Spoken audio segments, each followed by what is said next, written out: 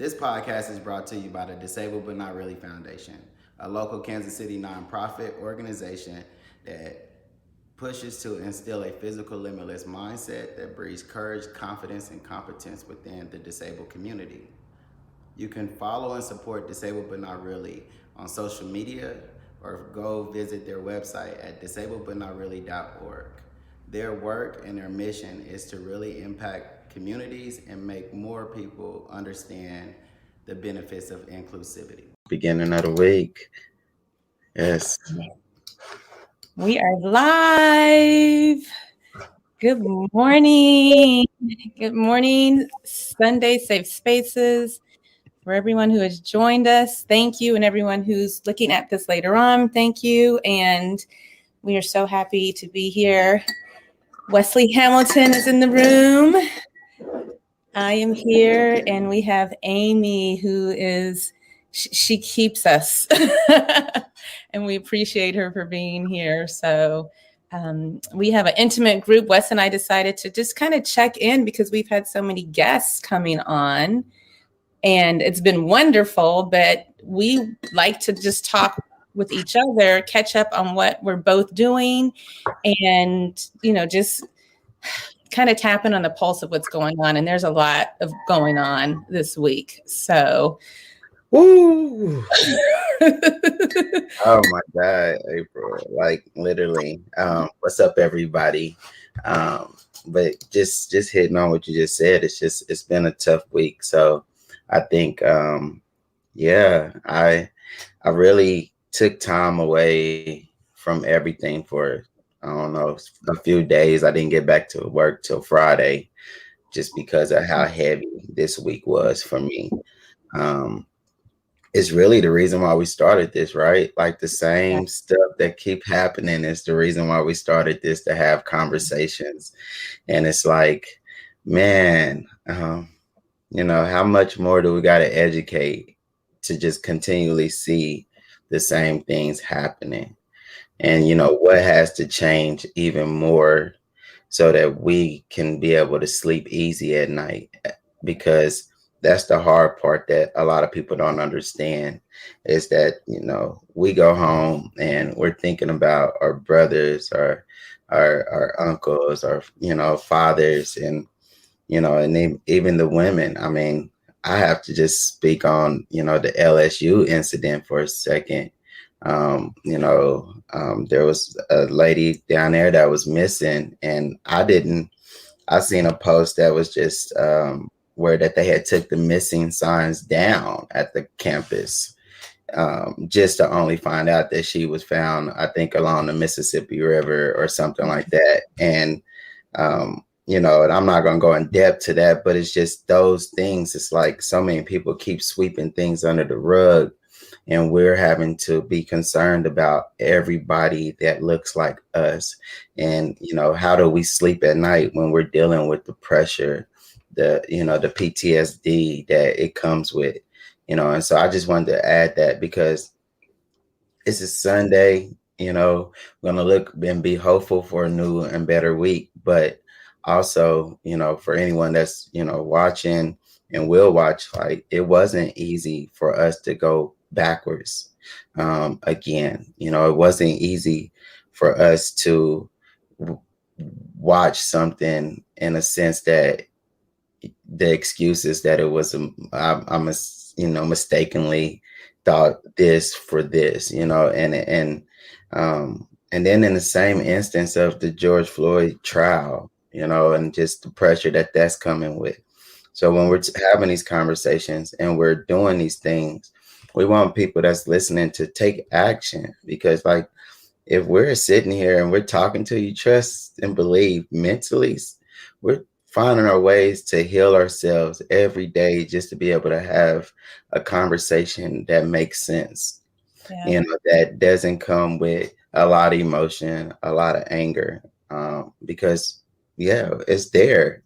So I just wanted to share that because, yeah, it's just, I'm happy that it's us, and I'm grateful for Amy, just, you know, being able to still be a part of this, because, whew, it's just been a lot to to deal with, and we have some amazing things that we can unpack. We have amazing episodes and amazing conversations that speak on the things that we're trying to change in this world. So I just wanted to be able to let anybody listening to know, look, it was hard for Wes. I smile all the time. I'm always happy, but trust and believe it was a very tough week for me. I appreciate you sharing that and being open and vulnerable, right? Because that's what we're about. And I appreciated you because I felt the same. And I was like, Wes, I don't have the bandwidth to bring folks on. I want to have a conversation, but the energy it takes to prepare and to plan and to vet and all of that, it does take a lot. And you were like, April, this is a great direction. But then you were just like, how are you? How are you doing this week? And I appreciated that because it made me sit and take a deep breath. And it's like, it's heavy. Heavy, and you're right. Like we're all, just when you said it, you're like, we're back to where we started from with a young 20-year-old man, which my son just came home yesterday for the day and sat in the car to show me how he tricked out the car and did LED lights. But he has 3 tree air fresheners hanging up from the mirror. And I was like, you got to take these down. And he told me, and Quincy told me, no, it's not illegal in Pennsylvania. But, like, I'm surrounded by Black men and Black boys. And you're right. Every single day.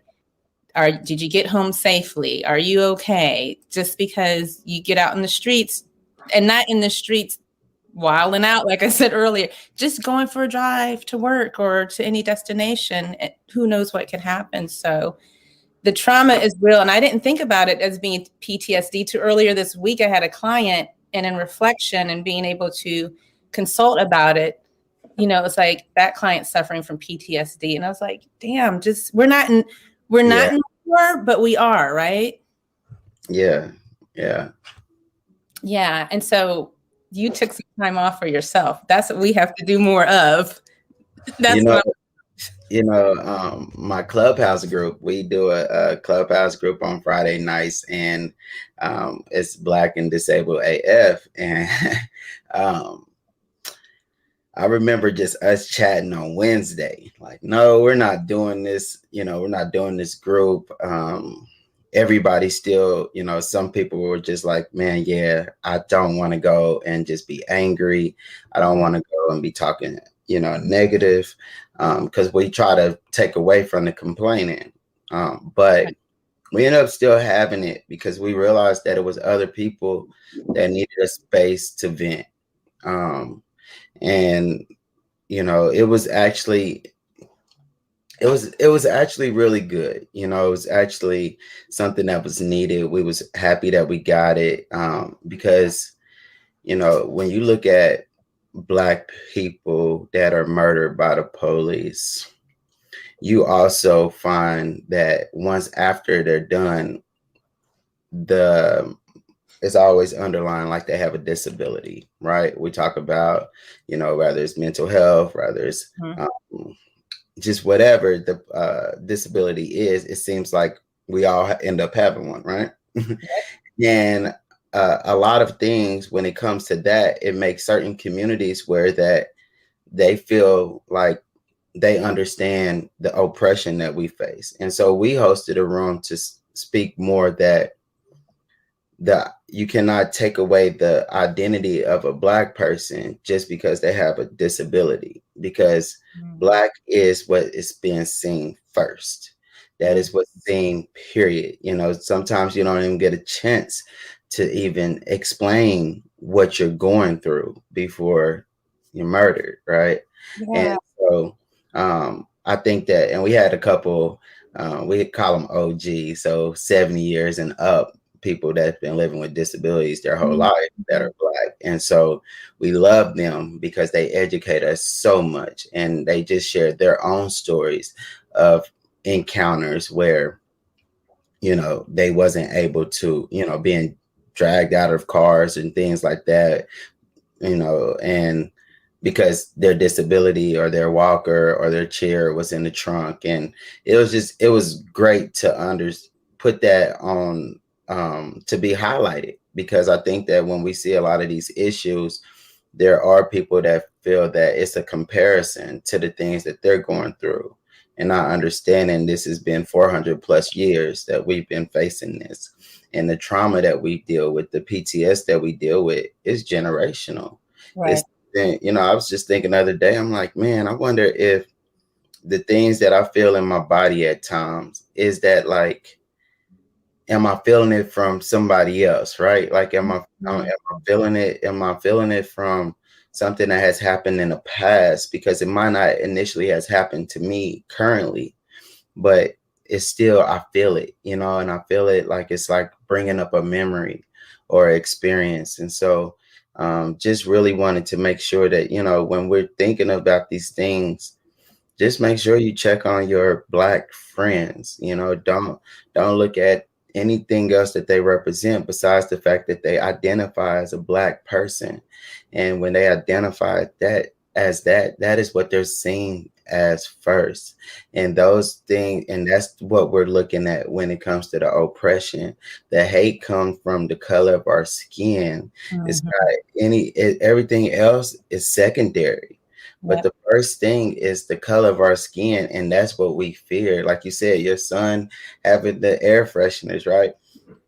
The air freshener isn't going to be what they care about first. It's going to be the color of his skin, and then the fact that now they can use something as an excuse. And it's like, no, it's or just, and outside of just, and of course I do want to acknowledge that our brutality is not Black people, right? We did witness something again this week in Chicago too, and that was horrific to witness. It brought me back to Tamir Rice. And so it's just like, again, there's systems that need to be fixed and changed all around, but it started to come from the fear of Black people, you know. So I just, as you see, like I'm still there. And I think that this is why it's good, because we get to talk about books and literature and how do we heal ourselves, and what are some things that we practice when it comes to self-care and self-awareness, to be embodied by who you are. I'm still be proud of who you are, no matter that you understand that you are feared because of who you are. Yeah. And I appreciate you saying, like, the number one thing is our complexion. And although there are various hues, from, vanilla to midnight dark chocolate, it's all looked at under one umbrella. And how do we love ourselves and heal ourselves? And it's funny because Quincy, and you've met Quincy, like, he says, like, you can't heal if you're still in it, and so we are working to give ourselves practices and just a reprieve in the midst of the storm, so we can continue the battle and the fight, because it is a continuation. It's not over. So like you said, the mindfulness, the reading, the educating, like, our parents did that. Our forefathers did that. Our foremothers did that. Our ancestors did that, so much so that it got us here. And so now you're right. This is what we're doing, you guys. We're moving forward. And I know this is live on various platforms. So for those who would like to chat, please do. And we encourage you to chat, because we are going to be talking about books and things that Wes and I are trying to do to fortify ourselves and build up our strength. And we are willing to share and give some of these books away. So we have a book giveaway. And one of the books that Wes has been reading a lot is the Black Pearls book. And he talked about it a lot. And it hit me like, I don't know what class I took, but I took a lot of African-American studies classes, like a lot, when I was in college, UC Santa Barbara. And I had that book. I think that book was given in our curriculum. So I went to go look for it, Wes. But that's one of the books we're going to give out. And that is a daily devotional. And every day there is a quote from someone who is of the diaspora, somebody who is Black. And it's important, I think, to hear voices that sound like yours and to see a representation of yourself in a global context.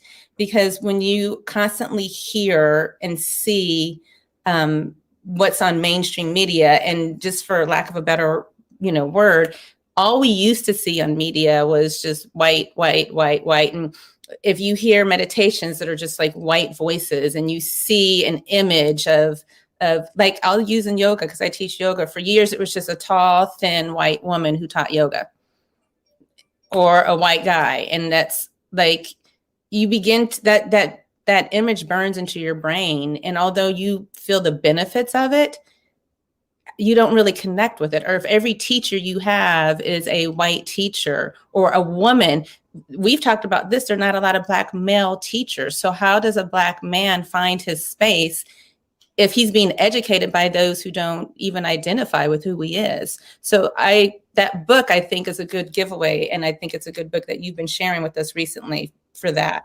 reason. Yeah, no, I love Black Pearls. This is my book.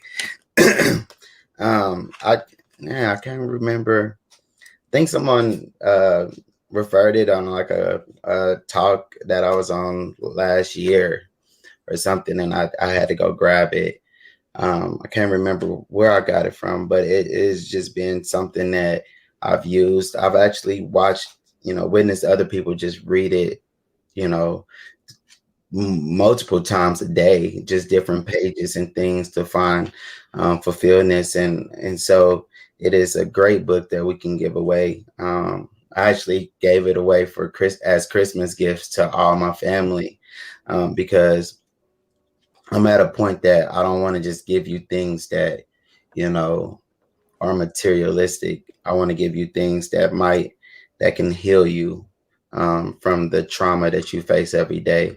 I want to give you things that make you aware that I know that empowerment is still needed, that inspiration is still needed, because we can all look good, we can all go out and all of that, right? But when we go home, our hearts are heavy, the way we feel. And sometimes it takes you to be able to pick up a book that gives you power, give you strength, and also just allow you to remember who you are.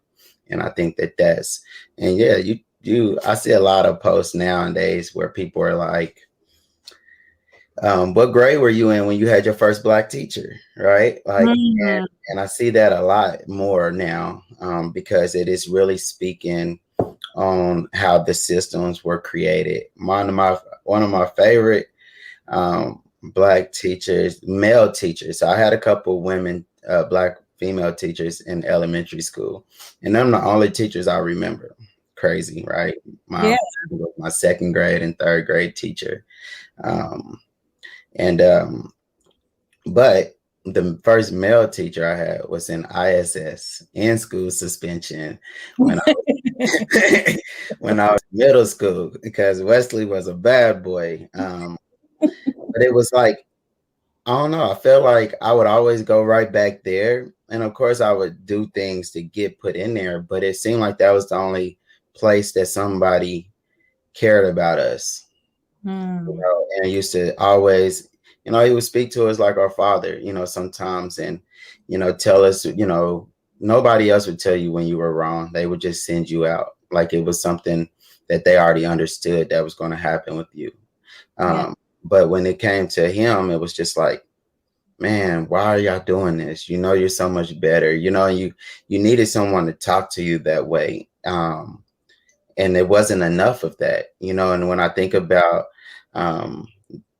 just like the teacher, I did a live panel with him. I can't think of his name, but it's like the dope educator. And he's been doing a lot of buzz on the Today Show and stuff. So long story short, he practiced different handshakes with all his students. So I saw that clip. Yes. Yeah. And I don't know if he can remember every single handshake with every single kid. Exactly. And different. And honestly, I did a whole Instagram live with him. And so he never mentioned like, yeah, Wes, I just remember handshakes, right? So when I seen it, I thought it was amazing because he gave each student an identity, and he didn't switch it from saying, oh, well, we're all going to just do this and just go in. It was like, no, I brought, what you guys love to do and made that a part of me greeting you to see you where you're at. And that's the way I saw it, because once they got in that room, now they were ready to be attentive because they had been seen from the moment they walked in that door.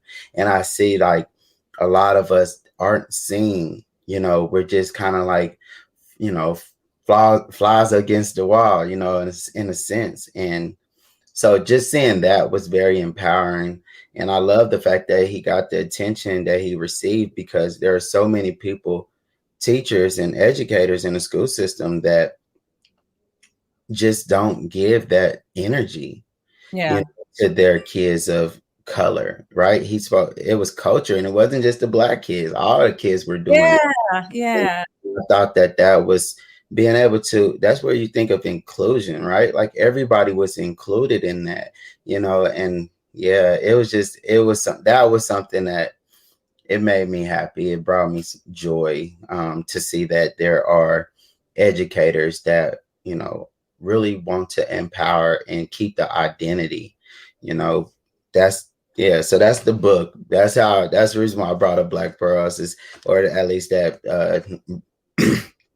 because of just Black Pearls, it allows you to find your identity. It gives you, reassurance of who you are. And also letting you understand that the world might not know who you are, and so that, yeah, Black Pearls, if you don't know how to do the giveaway, go check out the Open Up Instagram and social media, because we did break down how you're going to get some of these books. So make sure you go and follow everybody, tag everybody. Or if I don't know if you can do it anymore. I know I'm probably Monday. We have it until Monday. So when you comment, you get like bonus points. So if you comment live or you comment later on, you get bonus points, because we want to give. And I'm thinking of a few things. One thing I'm thinking of is like Wes and I are doing this, and we love it, and we're passionate about it. And I think of educators, like there's so many people who do want to teach and who do want to share. And we just want to lay it on the table. Every panelist that has come on, we've given them a small honorarium. Like we no longer want to say you're not of value. Like what we can give, we give. And one day I'm hoping we can pay everybody $5,000 just to come speak. But that is part of what's important. Like it's like there's an expectation that, okay, you take care of the community, take care of your people, and they're not being paid enough. So I know, like, I was a teacher in LA Unified, like on Manchester and Florence, like in the thick of it.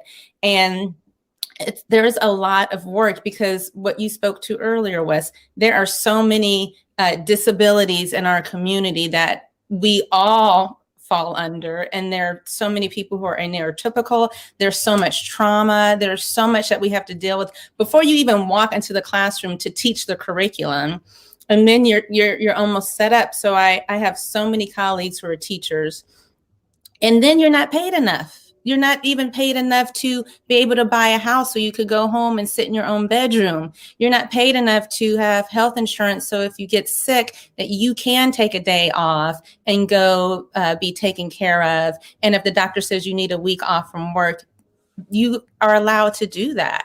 And so we want to do that. And that's something, when we talk about systems in the education system, that when we talk about defunding the police, and people are like, how can you do that?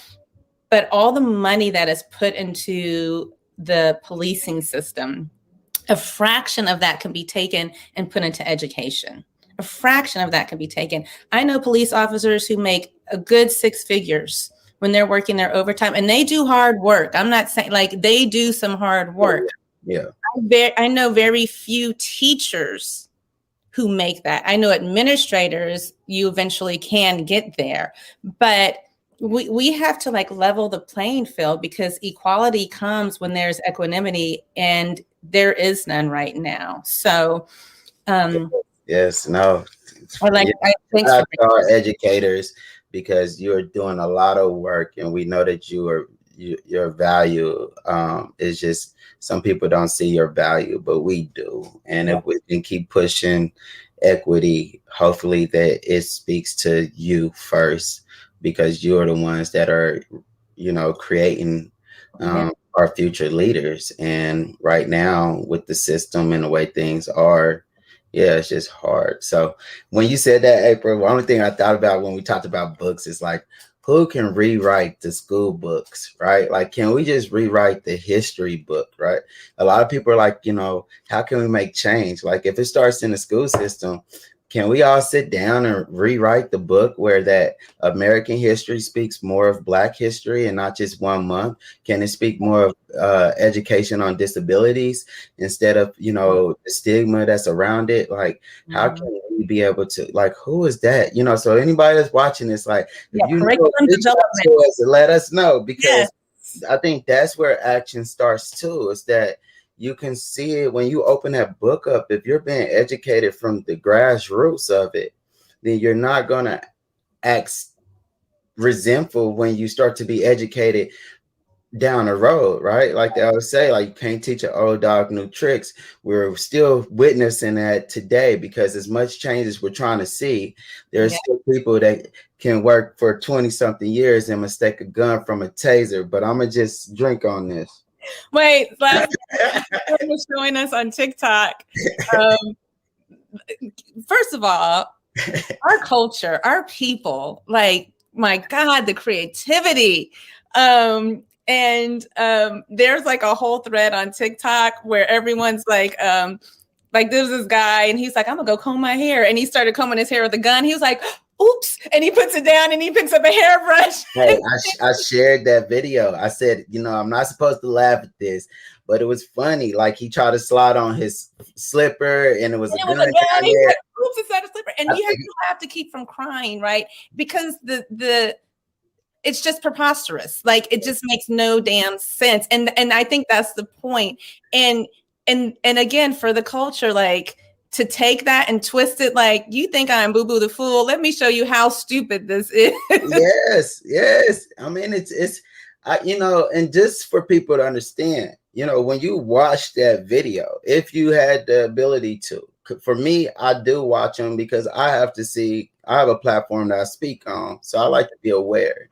But what all I seen was, in those moments, if your ass can't look down and see the difference of colors of what you holding in your hand and understand, and that was me. I said at that part I was done. When I heard the taser a couple of times and you never looked, oh, you knew exactly what you were doing. So like you said, so for us to be able to be creative in a sense to make more people aware that are trying to say, oh, well, that was a mistake. Our lives being taken is not a mistake. Our lives being taken is intentionally done from fear of who we are. That is it. Again, when I think about anything, I think about Tamir Rice and the seconds that it took for him to lose his life. Those playing cops and robbers or playing shooting a gun, like, that's what, if I know nothing else, and I'm not going to, my attempt is not to generalize, because I understand, like, we're so diverse. But one thing I know, little boys, and I've raised 3 of them, you don't give them a toy gun, they're going to find a stick. They're going to find something, a contraption. They're going to do something to represent their testosterone in a way. Shoot something. Why can't a kid shoot a toy gun and play around? Like, but he's brown. Yeah. And so, just again, when I think about those things, I think about people that keep trying to dial down the noise. And what we do is, and again, I always say, like, the trauma happens because it happens in 2 or 3, right? Like, all the time. When George Floyd happened, we was dealing with the Central Park incident a few days before, right? And then, so when this happened, we was dealing with the Army lieutenant.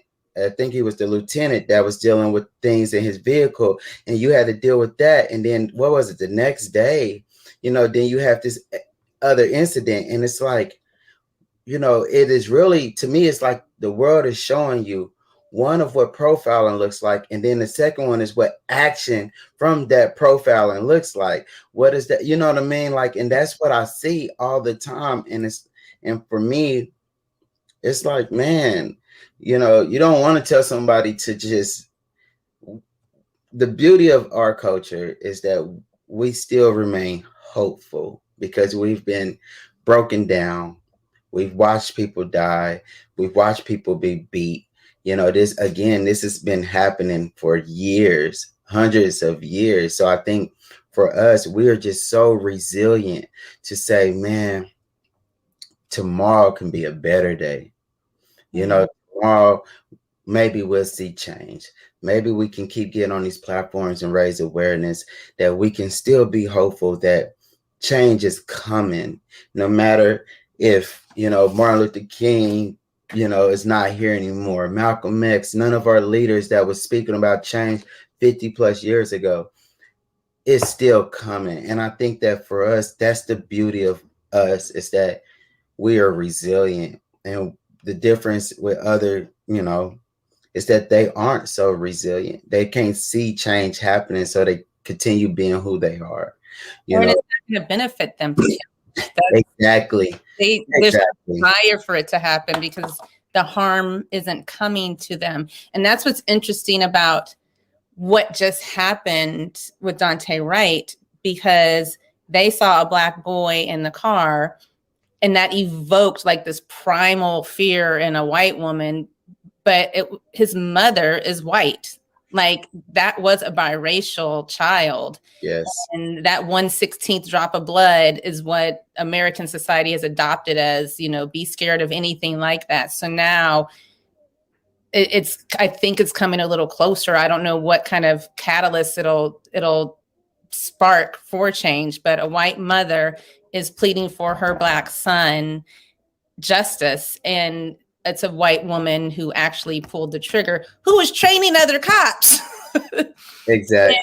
And when you think of George Floyd and you think of the lieutenant, I think one of the cops who, anyway, you're seeing Black and brown and Asian, you're seeing people of color in these systems that are invoking some of the pain. Like, Eric Chauvin was on the neck, but there were other cops who were holding him down as well, and some of them were of color.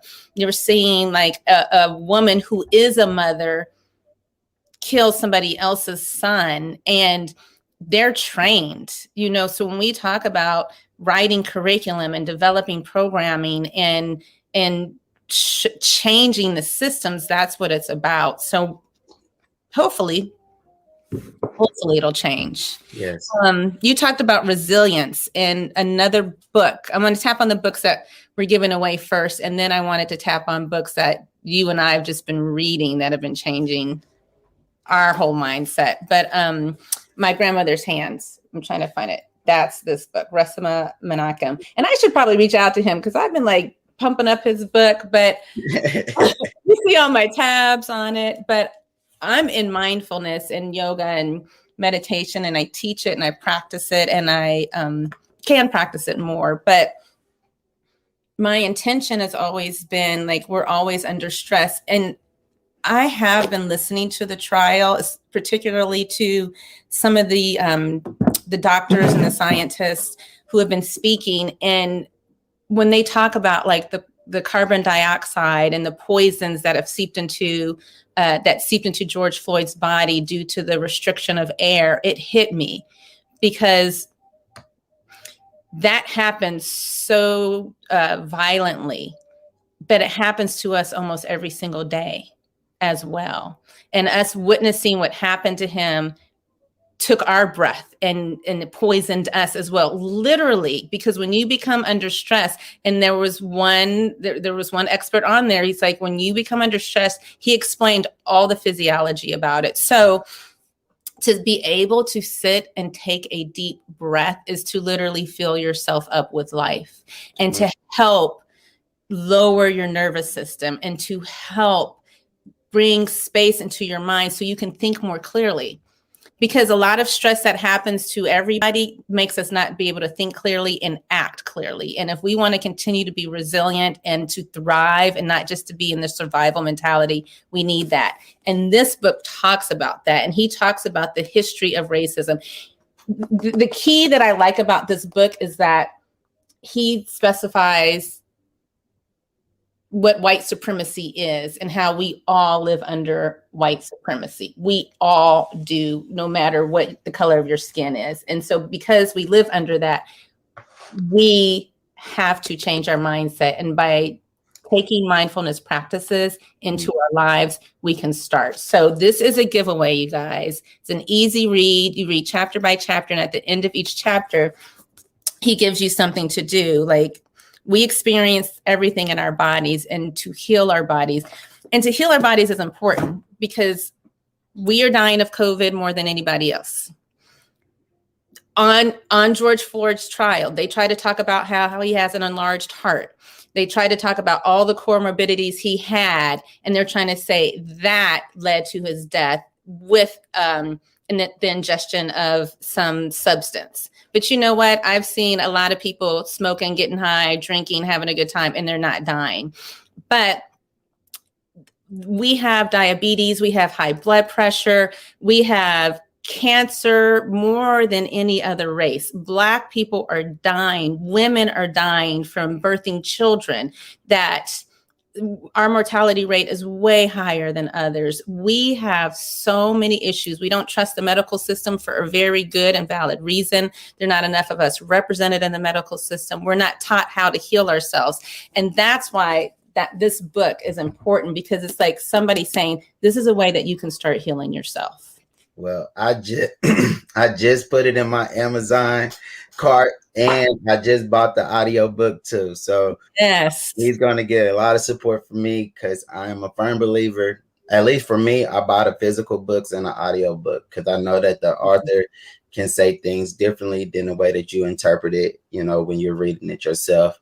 But yeah, I just love the support. So thank you for that, because I'm ready for that one. Yeah, and this is a giveaway, you guys. So again, if you want this one, again, you have until Monday to chat it up. But and I like the way that this drew it in, because I kind of think of our community like, I was born in Berkeley, California. I grew up in LA, and LA is like, eat avocados and salads and drink Gucci berries. And I was like, I do.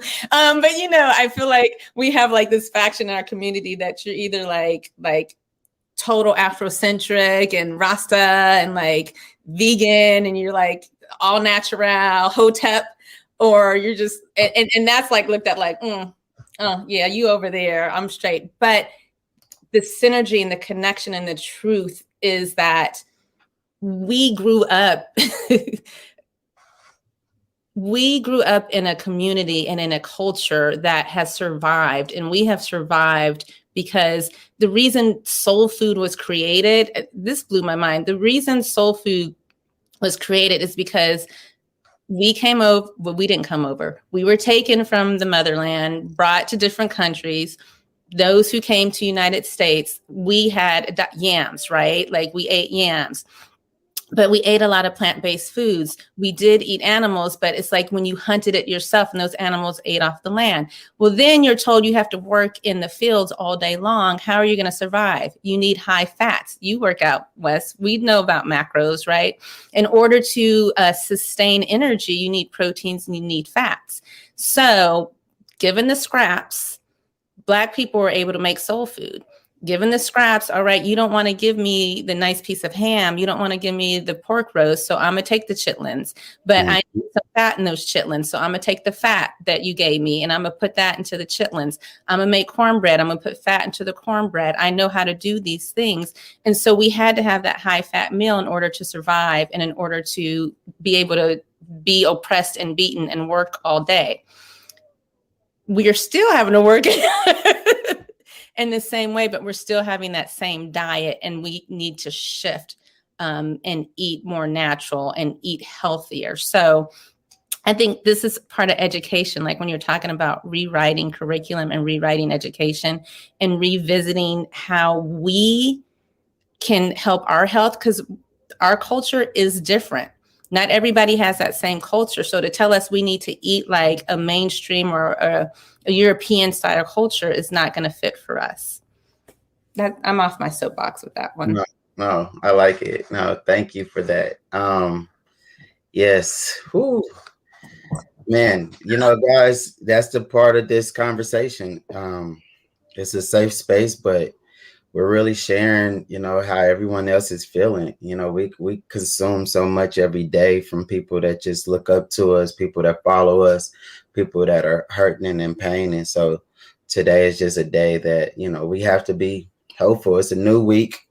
So if you hopefully you get the book, right? Hopefully you get Black Pearls. Hopefully you get, hold on, let me make sure I got it right.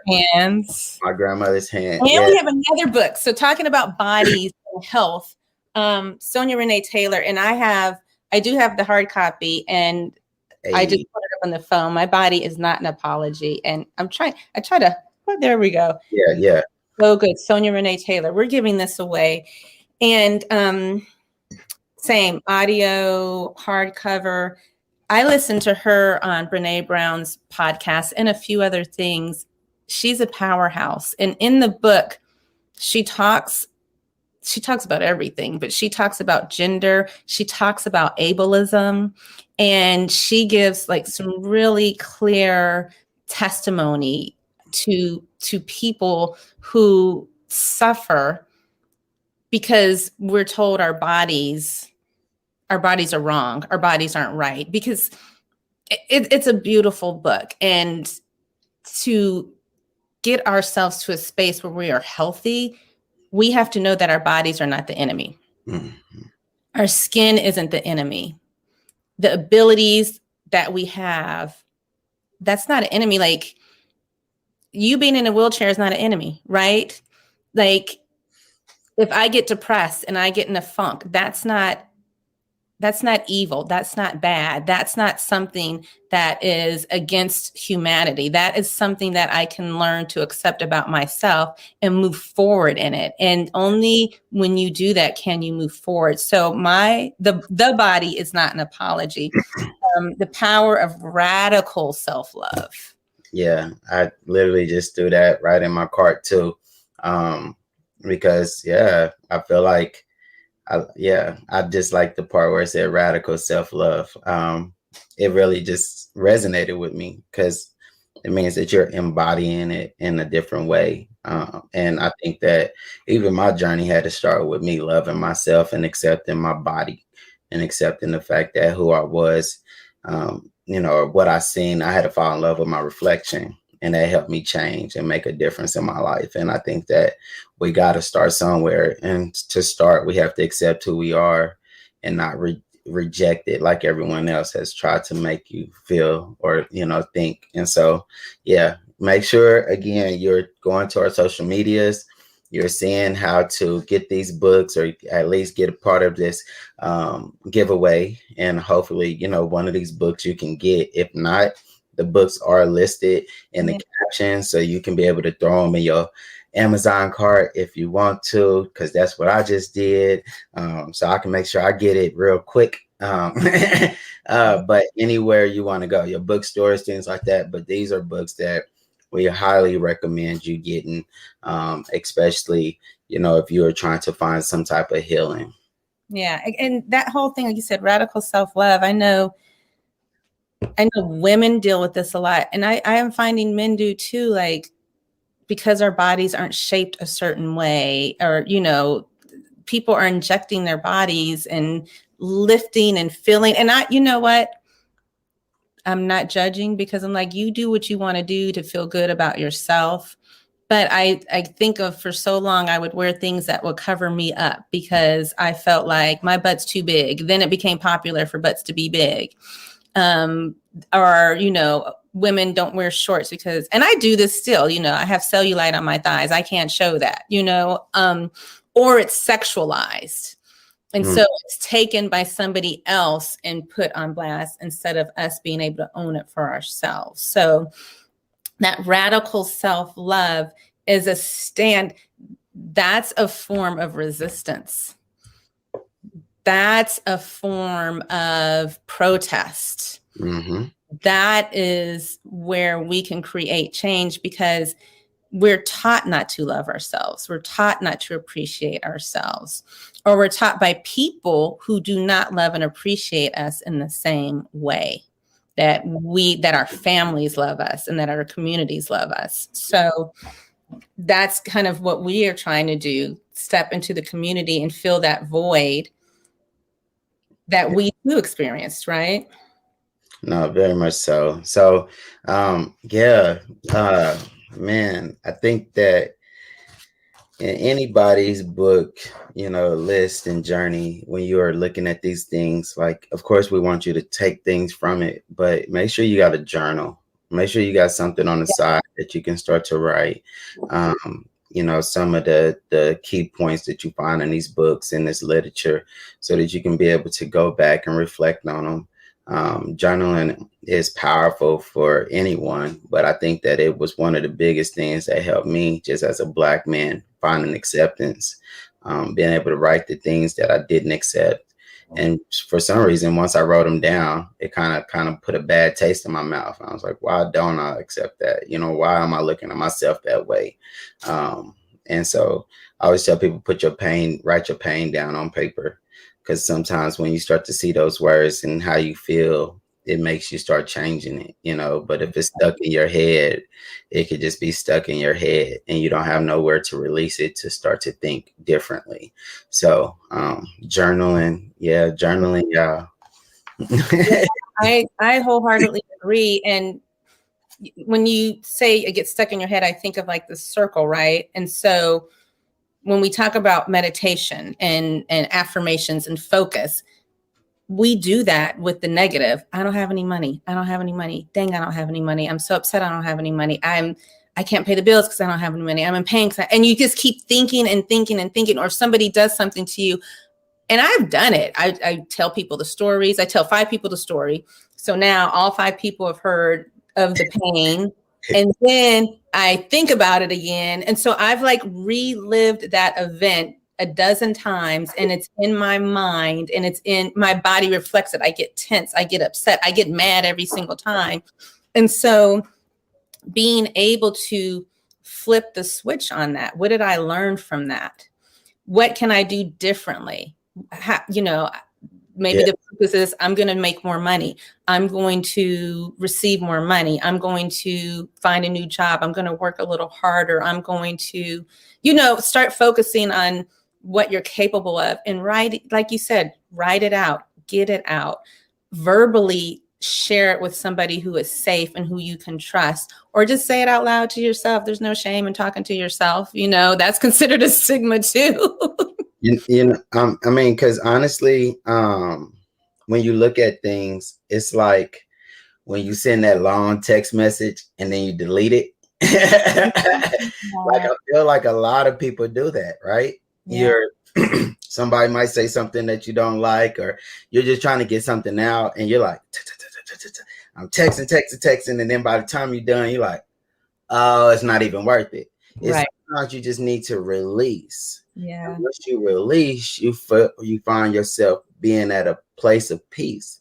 And so, but when it's stuck in your head, when it's stuck in your thoughts for just having a revolving door, like the door is still open, but it's hard for you to eventually it's hard for you to take it, to deal with it, because now you're piling up more and more with that, but if you take it from that aspect, because I'm sure everybody has tried to vent in a text message and then just said, nope, that's not even worth it. Like, you're sending a message like, okay, or something, like it's the shortest thing ever, because you were able to put it down and release it. And so, find some way to release. And like April said, even when we're talking the negative things about what's going on in our lives, sometimes, you can say it, right? But you have to also be able to push it out so that you can start to manifest the positive things. We do more complaining than finding solutions, and sometimes the solutions is right behind the complaints. Right. You know, that was good. We need to quote that. That's right behind the complaint, and that's true. If we can pause. So the complaint is okay. The complaint is valid, and it's not to deny how you feel. I think that's another thing. Like, we are taught to escape our feelings. So especially as Black folks, like, you all just angry. You know, you're the angry Black man. You're the angry Black woman. You know, you're loud. You're just fussing. Well, okay. There's a solution behind that. There's a reason behind that. And so it's okay to be in that space. Why? Go for the why. Go for the why. Go for the why. I had to write that down. You know, I had to write that down. Once you said it, I said, you know what? Let me write that down. Yes. Yes, you're right. The solution is behind the complaint. And so, and you're empowered, like, you have it. Because I mean, some people are like, oh, I didn't want to go, you know, like, I don't want to go to the gas station. And it's like, you know what, forget it, I'm gonna go to the gas station, right? Like, it's literally right behind the complaint. Yeah. You know, I don't want to go to the grocery store. Oh, forget it. Pack y'all stuff up so we can get to the grocery store, right? All of that, you're serving yourself. And that's the thing. Support and serve yourself. That's and what you do that, you're going to do that for everybody in your circle. All right. So, April, of course, I know this wasn't part of the giveaway, but because it's since we're talking about systemic issues, we're talking about, you know, all these books that help you with healing, finding your identity. My recommendation is the Black Magic book by Chad Sanders. And it is literally what Black leaders learn from trauma and triumph. And so, Black Magic book? Yes, Black Magic. And so I actually met Chad before I even knew this book was coming out. And so, and he actually has a podcast done with Brene Brown as well. So you can check it out just to kind of listen to the concept. But he just talks about how he had to maneuver in certain spaces to find, just to figure out that, you know, those wasn't the spaces that he really belonged in. And, you know, there's other stories of other amazing leaders as well in this book. But I think in today's era, when you're thinking about employment, it was one part where it was like, man, I was the only Black person at Google, right? Or in his area at Google. And he said, that's why everybody remembered my name. And I thought about that, right? Like every time I see somebody that a white person's, just be blunt, they know me. Yeah. And at first I was like, you know, like everybody just know Wes. You're like, hey. You know, but it's like in reality, I might be one of 2 or 5 of the only Black people that you know. And so it's easy for you to remember my name. It's difficult for me to remember yours because I've had to meet so many of you to maneuver in spaces to actually feel like I could be accepted. So it's like when I go to a building, I'm looking like I got to remember Jack, Jim, you know, like everybody, right? But then all they have to do is say, well, what about that one Black guy that worked with you? Oh, Wesley? Yeah.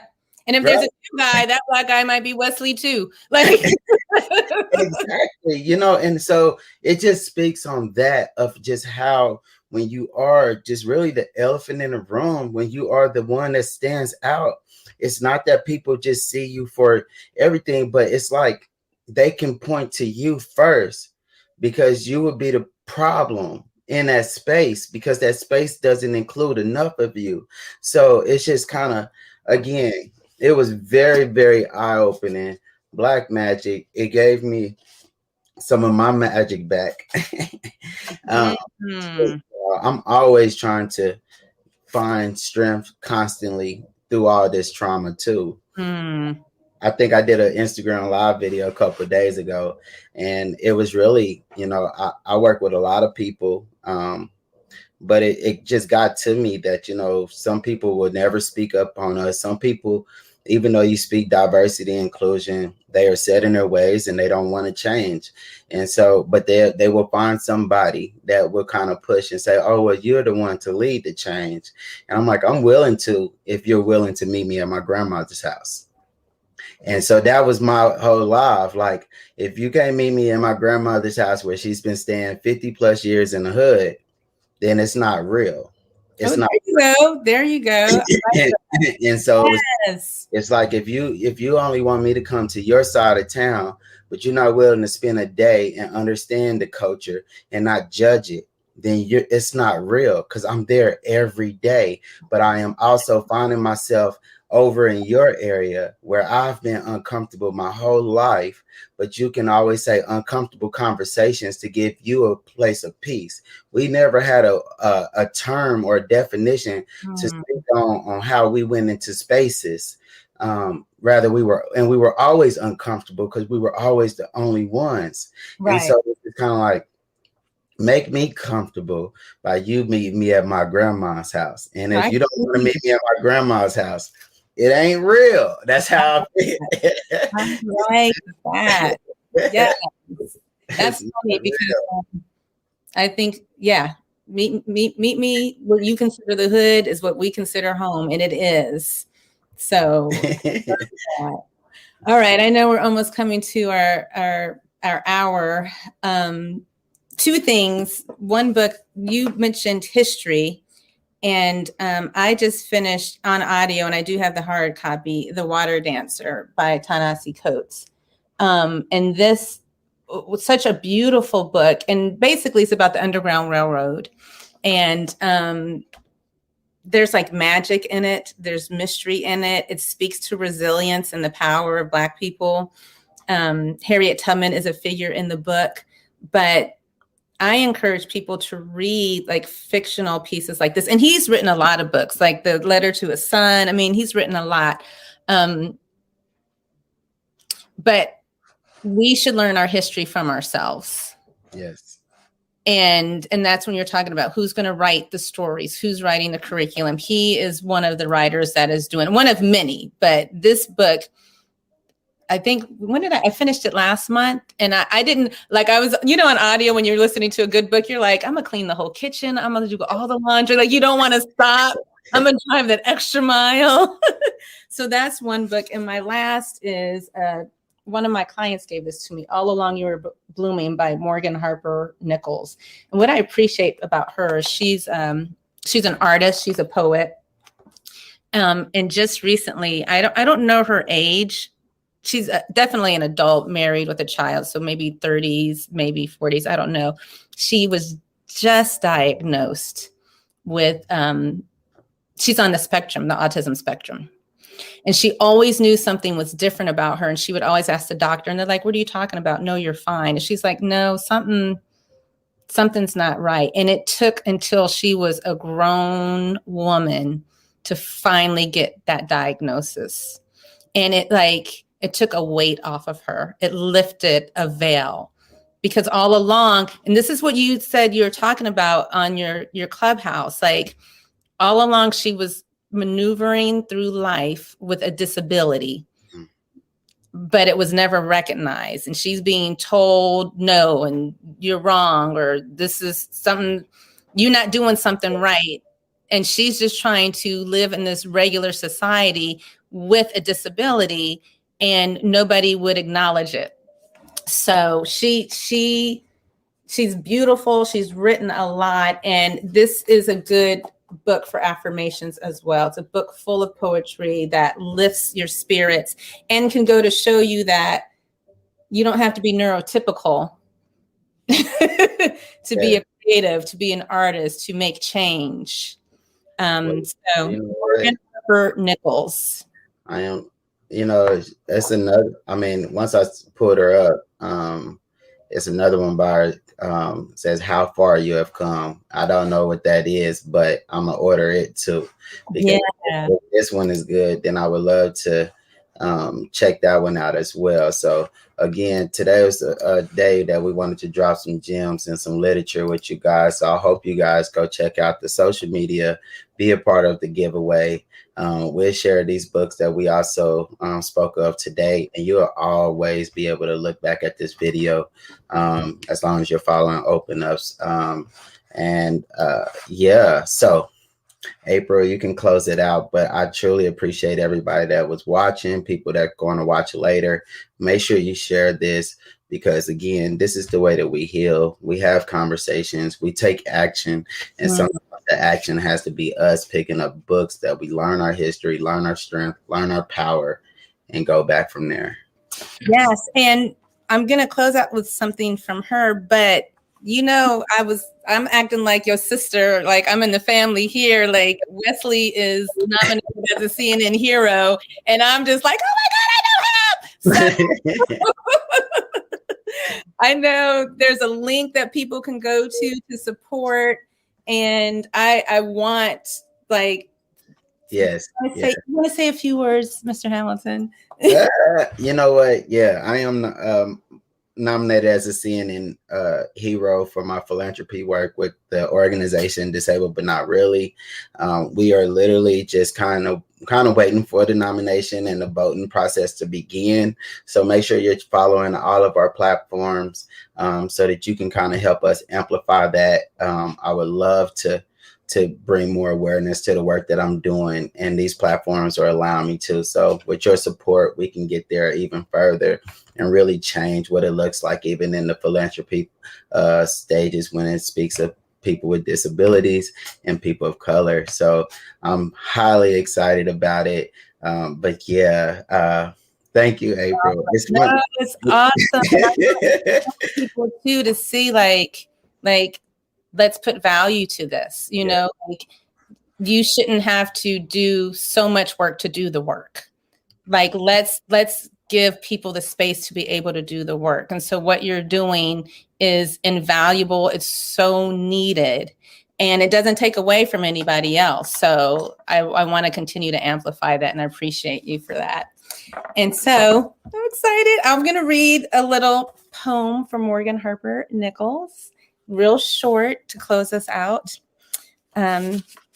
There's no title, and it is page 50, but even while you wait, your life is taking shape like clay in the hands of the potter.